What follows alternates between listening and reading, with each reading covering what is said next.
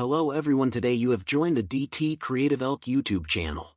How to insert a checkbox in Excel. If you find this useful, then please consider subscribing and liking the video. So all you need to do is come to the top of Excel and right-click in a bit of blank space and go and click on Customize the ribbon. Come over to the right and make sure Developer is enabled, then press OK in the bottom.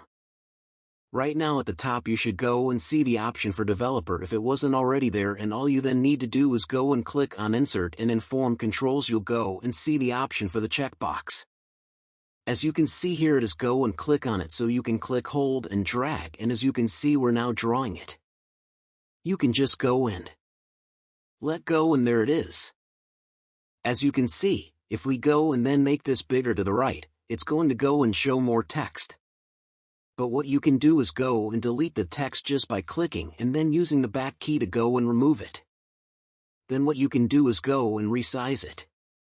Now as you can see, it's in the cell. What you can do is click on the cell it's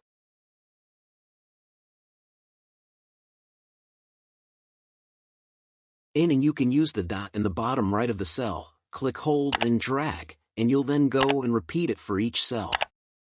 Now what you can do is start checking or ticking the boxes.